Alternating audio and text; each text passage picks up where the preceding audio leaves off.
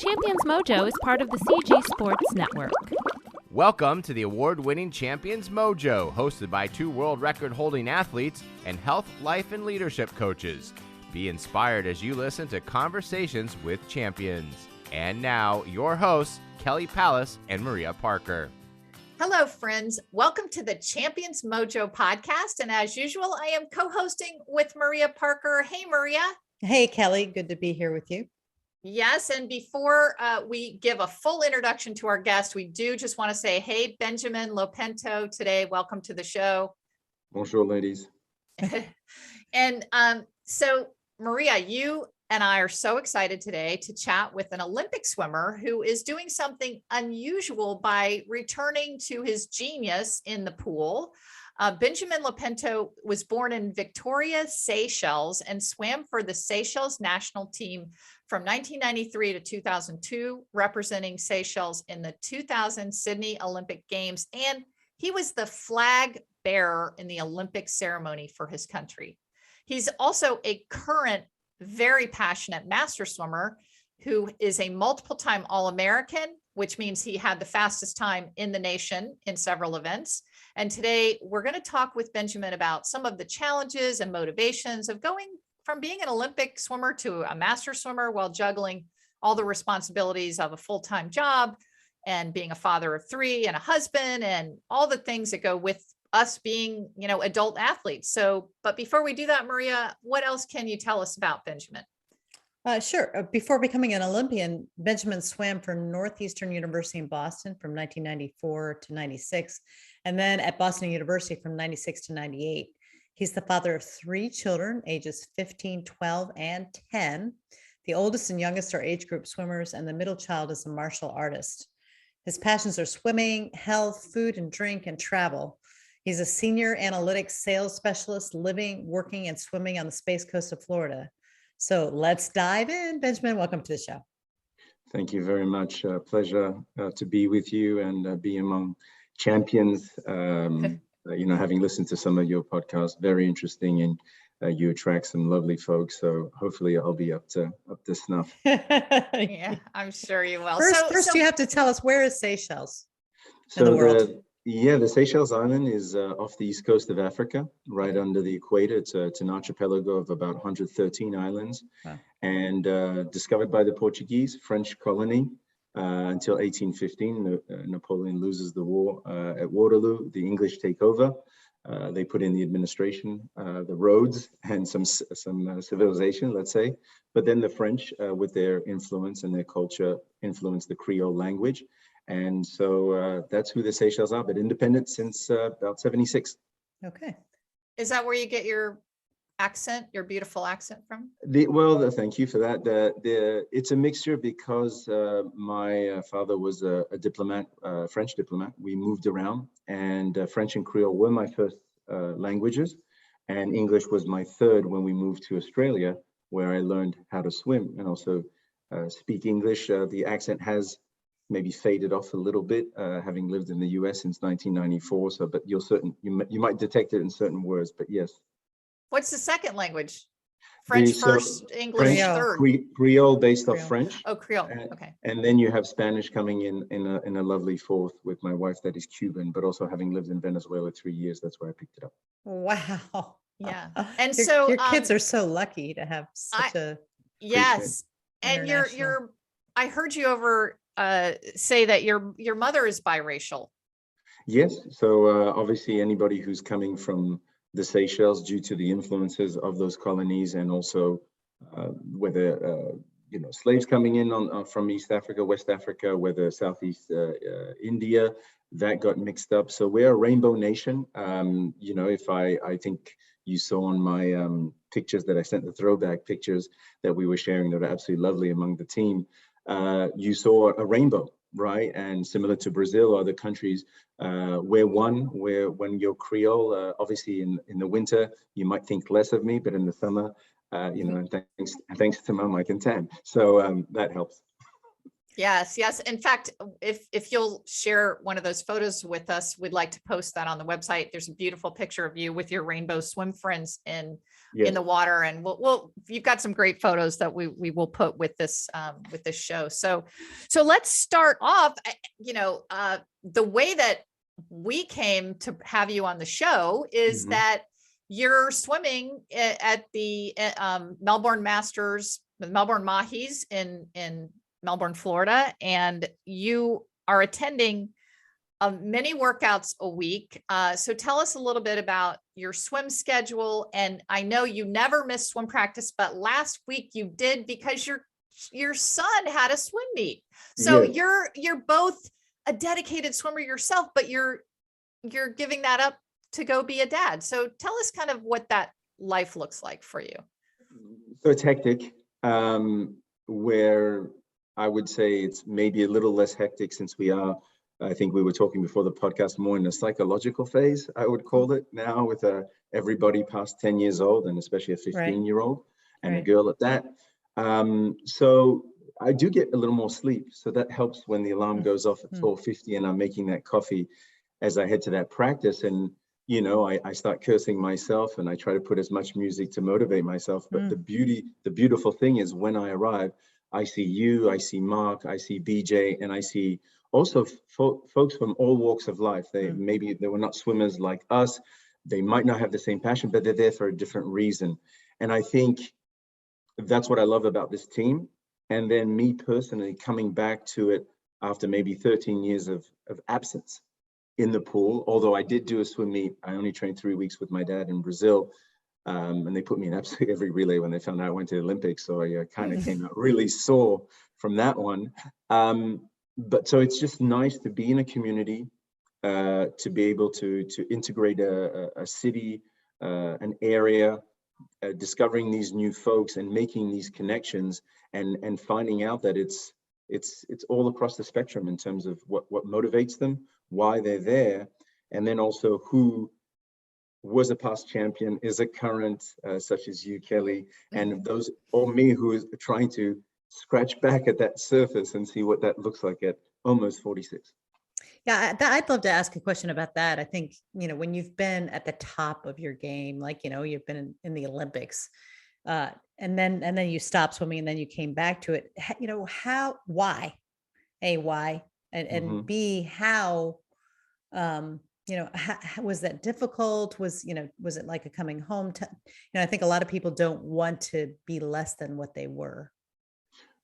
So I think it's a theme that we were, touching with Kelly upon it in the parking lot, and also that I've talked to with other, athletes, triathletes, and et cetera, is, who we identify ourselves with, and not only ourselves when we look in the mirror, but also how other people perceive us, right? So it always was, well, oh, it's Benji, it's the Olympian. Oh, did you know that Benjamin went to the Olympics? As if, that makes you different than the other human beings. Now, yes, I can understand why, because there's a lot of work that goes into it and into qualifying and getting there.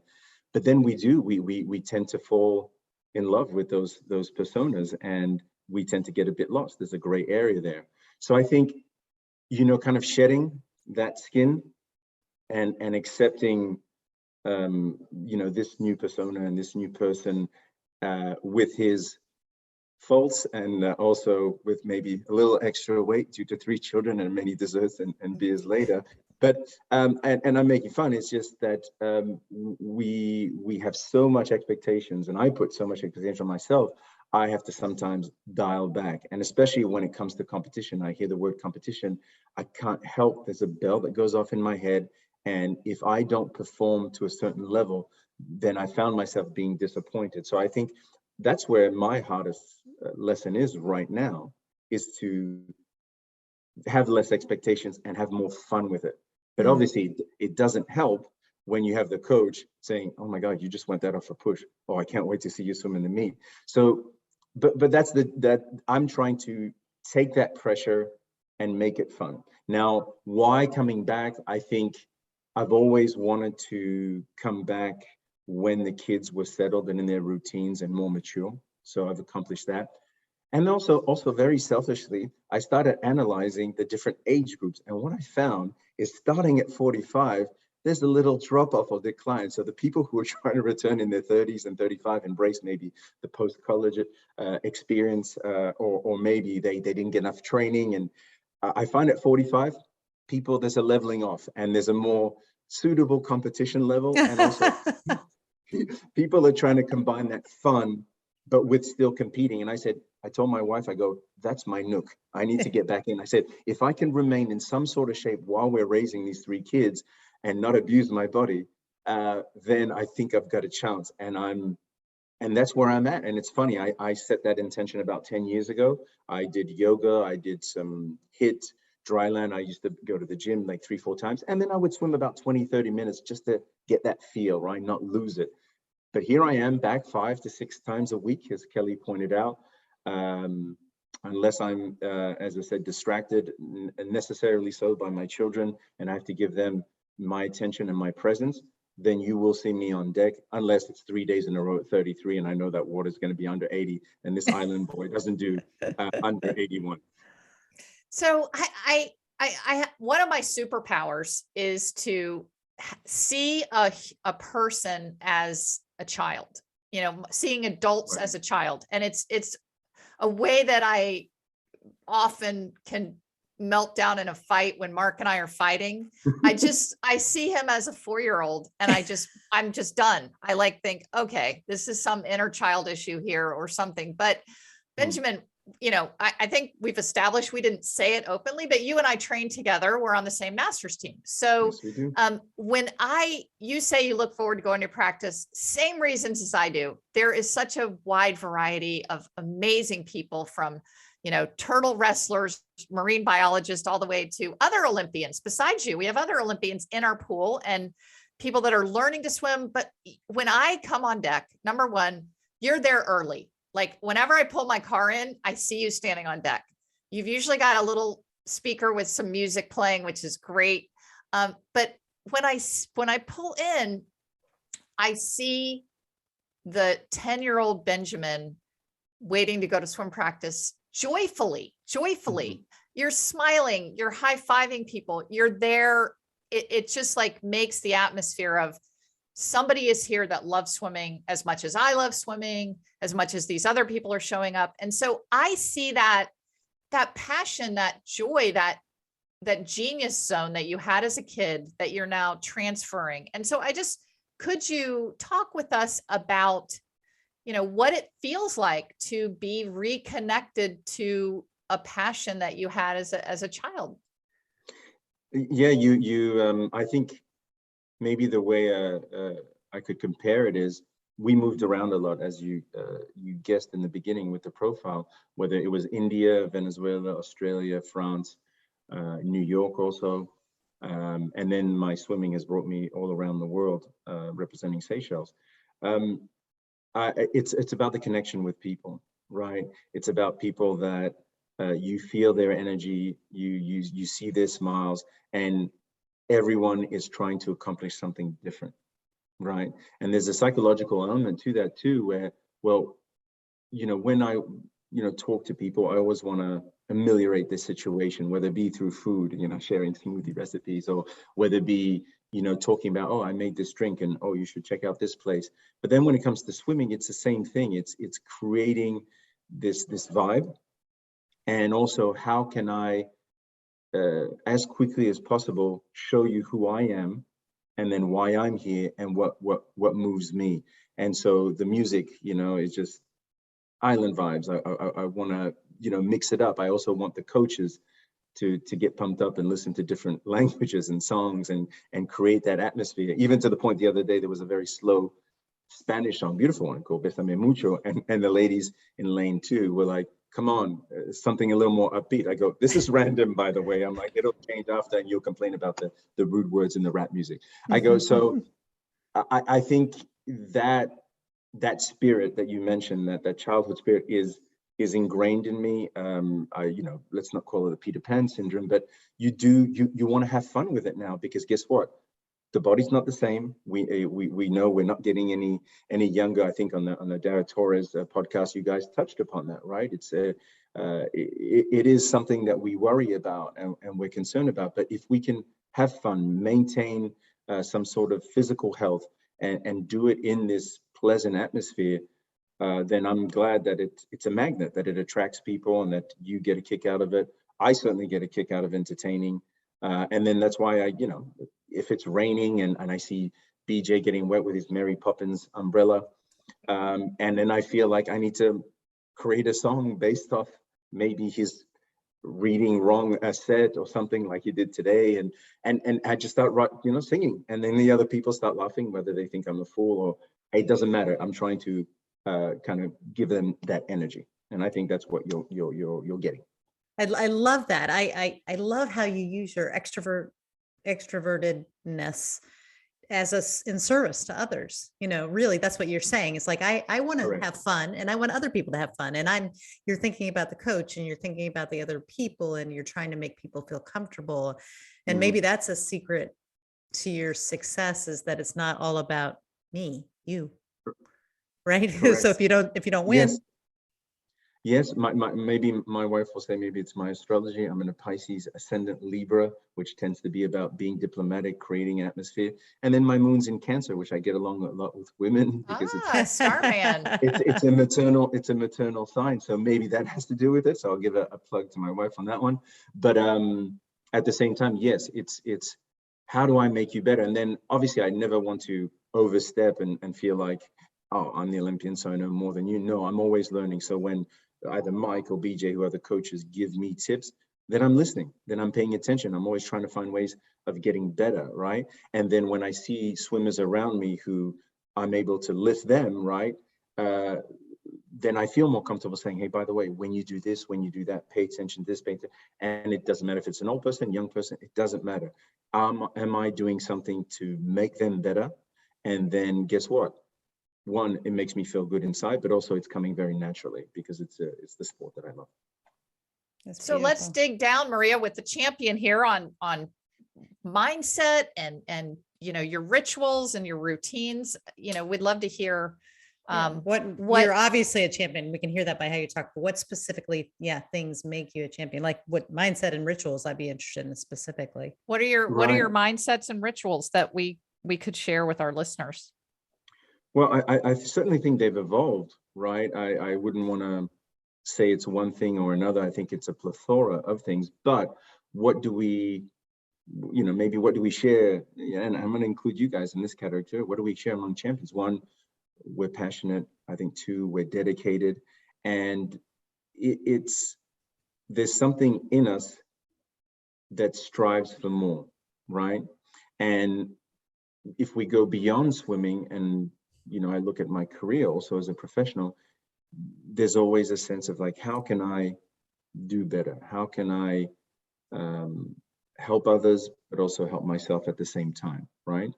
And I think it comes down to every single day. It doesn't have to be conscious. Sometimes it's just subconscious is, okay, well, today's the day. Will I have it tomorrow? I'm not sure. What can I do today to ameliorate myself? How can I make myself a better version? And by the way, if it's not happening for me that day, right? So feeling icky in the water, something's off, family related, personal related, whatever it is, then what can I find in others and what can I find in the overall environment to make it better and transform it? So that's why I think we go back to that identity and beating ourselves up. I'm like, this is who I was. These were my times. I can't believe I'm not there. And then it's all about, okay, well, today it's just one step. And what is that one step going to mean? And it's like, okay, my time's not good. I'm not having it in the water. Focus on this person. Focus on that smile. Focus on helping that person. Have you had many of those days? I haven't seen you have too many of those days in practice. I hide it really well. Yesterday was one of them because I had to stop mid because I got a cramp. Right. Oh, you got a cramp in those quality and so 100s. Yeah. Yeah. And then guess what? I got silent because I got introverted, believe it or not, it happens. So I got introverted and then it was just okay, is there something wrong with my body? Have I hydrated enough? And guess what? It was a long weekend because we were 3 days sitting down watching a swim meet. We weren't in our home environment, not eating the same foods that we normally, indulging a little more. So then guess what? My body reacts to that. And so guess what? I recalibrate. I say, okay, well, what am I going to do today to first help my body out? That's going to help my mind out. And then how do I get back to that zone, get back to that inner child and back to that fun, right? I love And it. then I This did. is a great answer. And if you had come this morning, you would have seen the rebound. Okay, so this is a perfect performance prep. You have been out of the water basically for 13 years ish. Let me put it this way: you've been training the most consistently that you have in a long, long time. Correct. And you have a meet this weekend. Yes. So tell us about how you are preparing for really to put it on the line for the first time in a while. Yeah, I still feel little butterflies when I think about what's going to happen on Sunday, because guess what? Family comes first. I've got to do some things with the kids on Saturday, but then I'll head my way to the meet slowly on Saturday.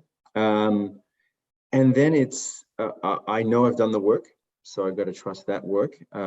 It's certainly going to be much better than the first short course meters swim meet that we had, even though there was a glimpse of hope there, especially in the relay, which I absolutely adore doing. So I think in this time around, one, I'm trying to put less pressure on myself, because I did in the first meet, and I wanted to impress you guys, right? I wanted to feel accepted on the team, and that you could rely on me. So I wanted to be accountable and responsible to you guys. So now I feel that I've accomplished that, at least, in my Hell head. Yes. And so then how can I then transcend that and make it, tap into those little butterflies, which I love having, rely on the good work that I've done. And then, as I said, use that team energy to create some results, which I think will bring me to another plateau and level, and also give me a very clear indication of what I need to work on. Because remember, in swimming, there's always something to work. Always. I'd like to know, since you're, obviously, I love how you keep, saying, kids come first, family comes first, and clearly you have a job that has to be a priority in there. And I think for a lot of us masters athletes, the question is, two things, two-part question. One is, Kelly and I recently did a show on saying no. And so my first part of the question would be like, what do you have to not do so that you can do what you do as well as you do it?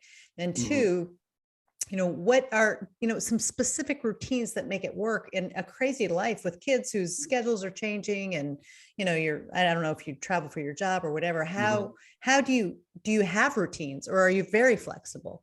So two parts to that question. So there's definitely some routine. I don't think anything's possible without my wife.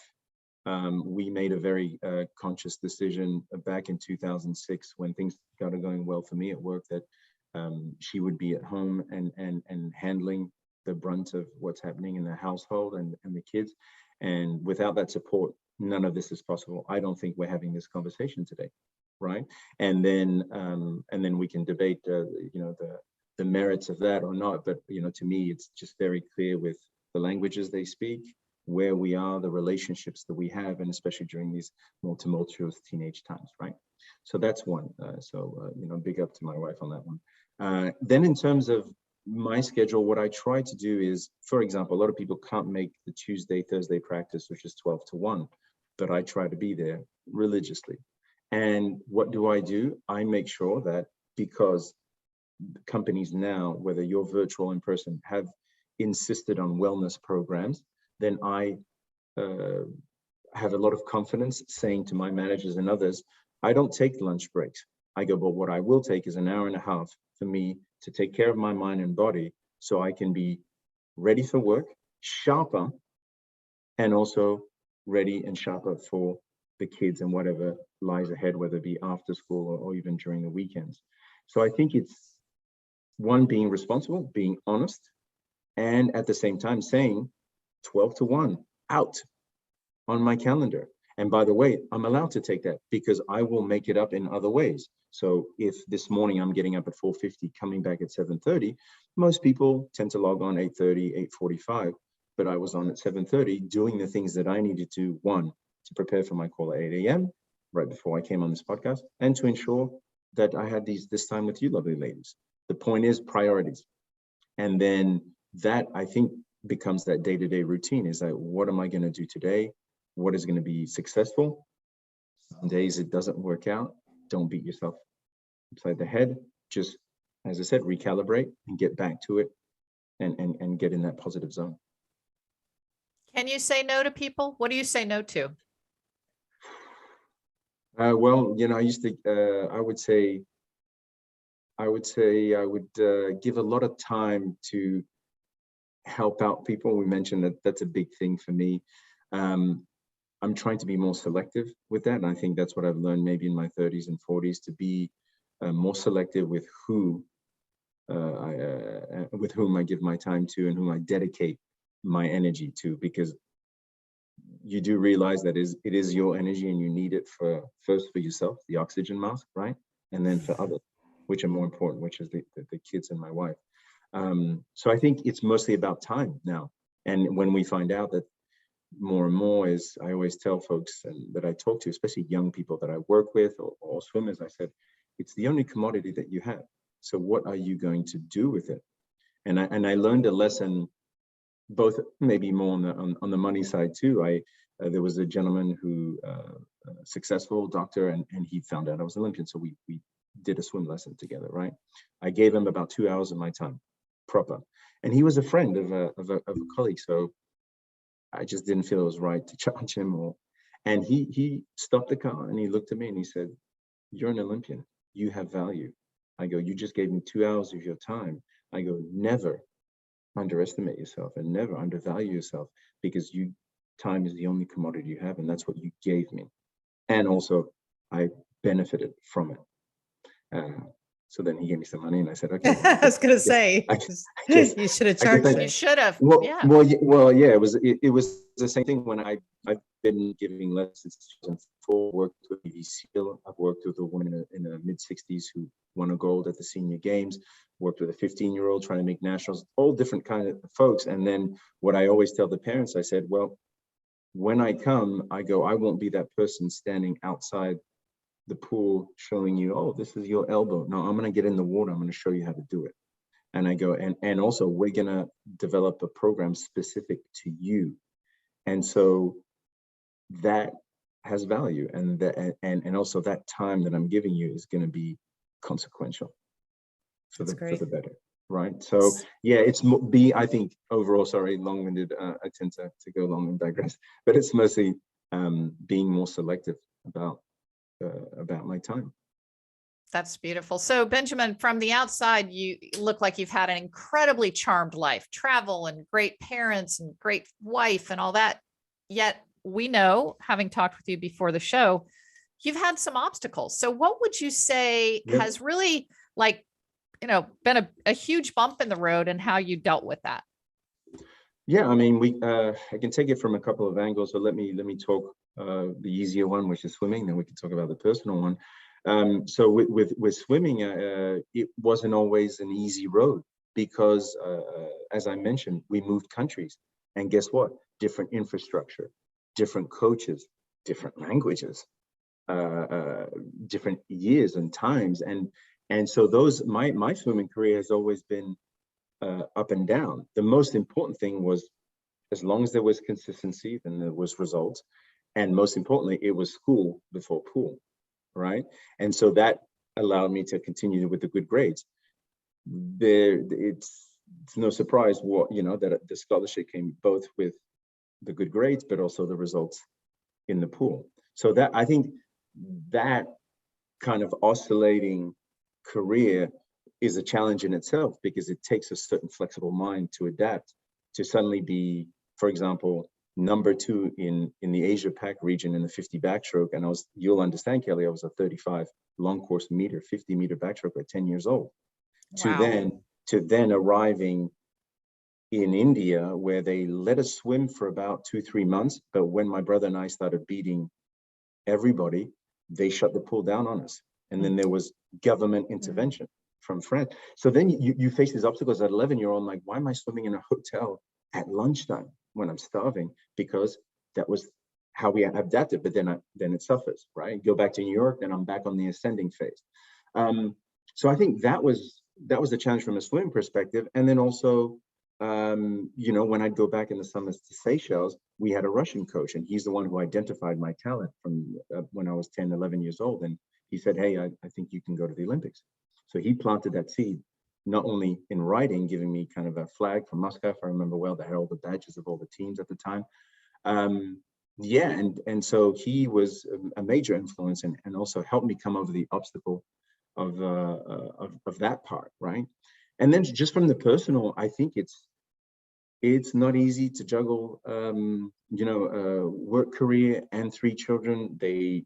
That 30 to 37 time period where I planted the seed about returning to the pool at 45, they're a blur to me. I only remember them in pictures right now, or the stories that others, the witnesses in your life, they tell me that this happened, right? We didn't sleep for 7 years. So yes, and then when something happens, to your kids, whether it be psychological or physical ailment. I had a son who had a disease. He overcame that. That is tough. Right? Yeah. And it's just like champions like you. It's funny when you ask them about obstacles, they don't even remember them. Like they just, you just go through them, because before we started recording, you told us about your double disc inflammation in your back that you forgot about that. It's like you just go through these things. You don't want to be stuck in the past, and then these things happen, and I think Winston Churchill said it best, because when you're going through hell, keep going. Yeah. Oh God, what a great place to end this interview on. But before we end it, like I said, before we started, we could talk for hours. Before we do that though, is there anything because we're going to do a fun round, the Sprender round, where we just ask you some fun, silly questions. Sure. But before we do that, is there anything, Benjamin, that we have not asked you that you would like to share with us? Maybe on the final note, I talked to you about it, Kelly. I'm thinking, with my daughter being 15, she tends to digress and talk a lot like Dad, and has the same sense of humor. And I've been very polite. I haven't pulled out my vulgar Australian on this podcast. So that's right. I'm impressed with myself. We want to create some sort of podcast where we not only are we going to talk about teenage themes, issues that maybe the teenagers are afraid to talk about, maybe they don't have an outlet. We'll also talk about culture. We'll talk about food. Maybe we do some demos about Seychelles cooking French. So we haven't fully decided. It's more comprehensive. So I think the name is going to be called Submerged, and I'll let you guys know, because Submerged, we're both water signs. She's a Cancer, I'm a Pisces. You can be very deep into a subject or just at the surface, right? So keep it light and heavy too. And so that's one. And then also trying to maybe for a plug for my brother-in-law who came down with us when we moved to Florida from Colorado. He's potentially going to open up his food truck, and I'll let everybody know when that happens, because he's an absolutely lovely cook and chef. So I'll let everybody know when that happens. So just maybe on personal notes. Both beautiful. Those sound wonderful. We always let our guests promote whatever they're into. So that's wonderful. All right. So we have something called the Sprender Round, where it's just Maria and I just hit you with some different questions, and it's just a quick answer. Yes. So are you ready?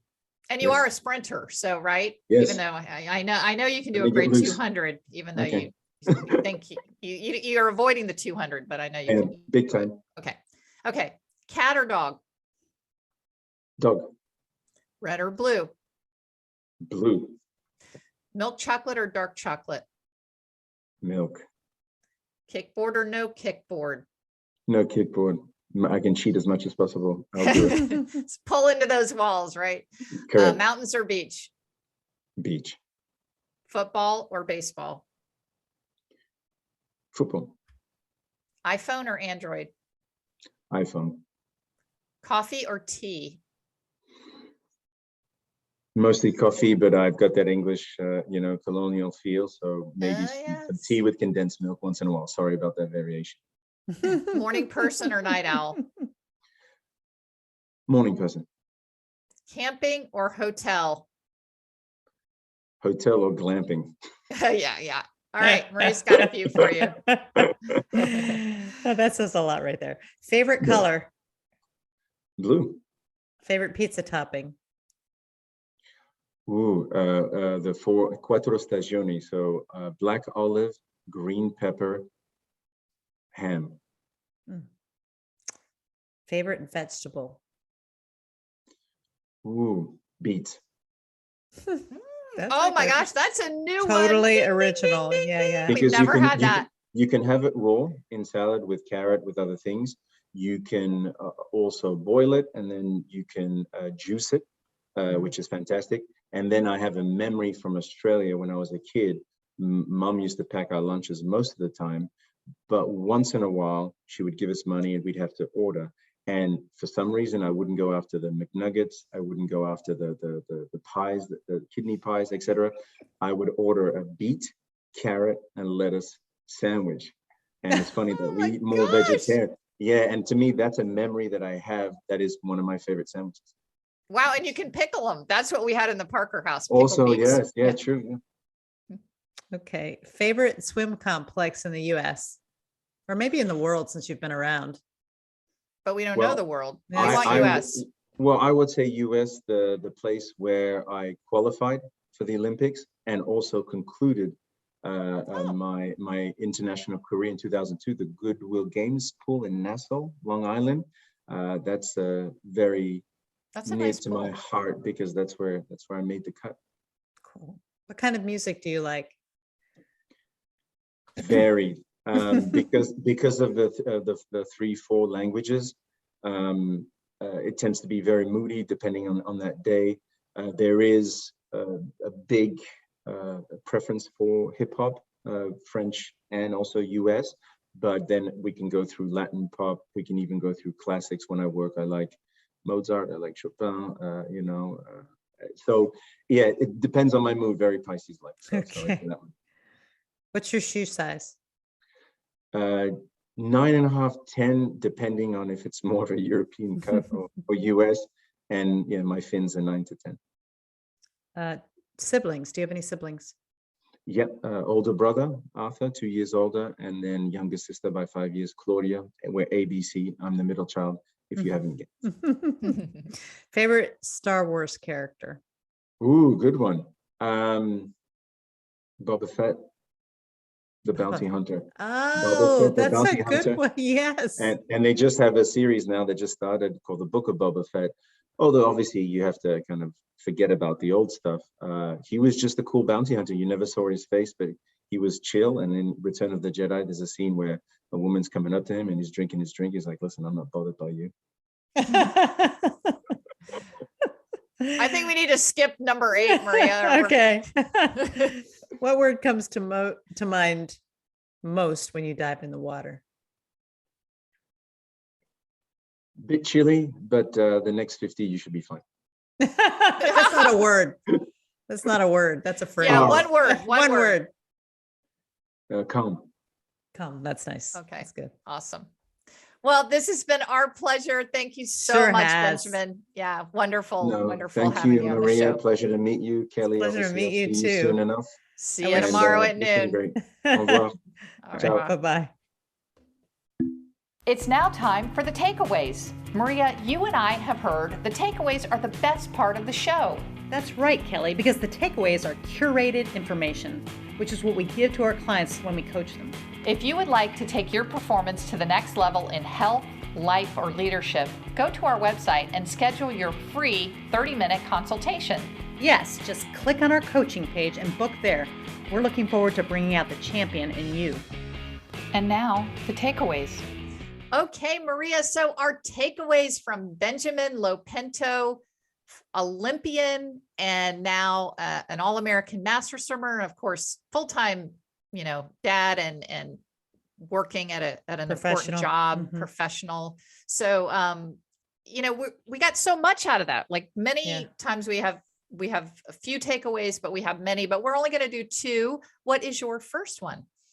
Well, I loved, he didn't say this directly, but it just came throughout the whole interview that he had clear priorities in his life from when he was young all the way till now. He mentioned in his family, it was always school before pool. He wasn't going to be allowed to swim. That was a clear, and family was also apparently very important growing up. They moved around a lot, so family was it. But he had the priorities were really clear in his family growing up, and his priority now is family before swimming. And as passionate as he is about swimming, and how he doesn't miss swim meets or swim practices, he will miss them for family. So I think one of the marks of a champion is knowing exactly what your priorities are. I mean, you can't make decisions or say yes or no to things unless you know what your priorities are. So that was my first takeaway. What about you, Kelly? Yeah, those are excellent ones. My first one is, in anything you're going into that you're going to be putting things on the line, that we asked him, hey, you're kind of preparing for your first meet in a long time, and you've now done, how are you preparing? He's like, well, I'm going to think that I've done the work.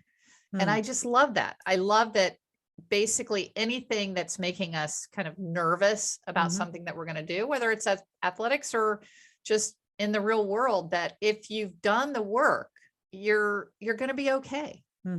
Yeah, I like that. And, he also said he uses the butterflies, which I like that too, because we do experience butterflies. Like you can experience them as negative, but he's like, I like those. So that's cool. I always feel like if you don't have butterflies, that you've said that to me before. Yeah. If you don't have butterflies, you're not going to have a good performance. You don't care enough. You don't care enough. Yeah. And I've been trying to break this one record in swimming, and I almost got it in one meet, and I was really nervous, super butterflies. And then I went to the next meet to try to break it, and I was focused on how cold it was in the air, and I was really not that nervous. And now looking back, I missed the record by much more in that one, and I did not have butterflies. So I really think butterflies make a big difference. Yeah. I think you need them. I think it's something about your mindset that you want to do well, that you care. So you're more, care. Well, my second takeaway was, I loved his story about, you were asking about making it to many practices, and that your practice schedule is early morning and then also midday at noon, which a lot of people have a hard time making it to because of their jobs. But the story he told, which was just so impressive, was he made the case to his bosses or to his organization that he needed that for his wellness. And he wasn't going to take a lunch break. He was going to spend that time swimming, and he was going to come back and be more productive and be a better worker, better at his job for having done it. I think I like the assertiveness of it. I love just also that's true. That's true. And saying, hey, I need this. This is more important than food, and I'm going to be better for it. So I think that's I don't know, the takeaway for me there is, ask for what you need, especially when it's good for you. Right. I totally agree with that. And the focus on wellness, we all are at some point working either for ourselves or someone else, but to share with your employer or with yourself how important a wellness program is in your productivity. Yes. So if it's a company you're working for, hey, I do need to take an hour to go to swim, and I'll make that hour up at some point, or I need to come into work late, or, and also most importantly, convincing yourself that, that's right. That you need to take this time. Cause we always say, whenever we stop to work out, we get more energy for the rest of the day versus just grinding it out. And your second one, again, Maria, there about him asking for work, again, ties into your first one, which is priorities. Right. Like the priority is to be healthy and be fit. So again, he was creating priorities. Right. Then my second one and our final one before we wrap here is that how, it's difficult to get up at 4:50 a.m. I do it, with him, and I meet him and all our other teammates on the pool deck. But the use of some kind of a boost is music. Yeah. And it's so like we forget that when we have to do tough things, if we're, going to put out our shoes and go out for a run early in the morning, or we've got to do something that we don't like by adding something that we do like to it. This is called the bundling effect. Right, so right. he's bundling Music something that and is coffee. tougher with, coffee and music, with waking up early. Those are things that, that champions do and that he does. So I love that bundling, music. And I think he also bundles his enjoyment of talking to people. So he gets there early so that he can have that little bit of time before he's in the water to enjoy his teammates. So knowing yourself and knowing what you like and knowing what makes you, for me, that's a big thing too. It's like, I love to work out with a group. It makes such a difference. And you said that earlier when we were talking, that you can grind out a practice all by yourself. You know how to do it, but it makes such a difference when there's other people there. Mark and I call it the conveyor belt. You just get on the conveyor belt and you go and you're done with practice. Yeah. So these are the takeaways. If you're just listening to the takeaway segment, we encourage you to go listen to the whole interview. It was really, really delightful. So Maria, another one in the books. Thank you so much for being on this journey with me. I love you. I love you too, Kelly. Thanks. Bye-bye. You've been listening to the Champions Mojo podcast with host Kelly Palace and Maria Parker.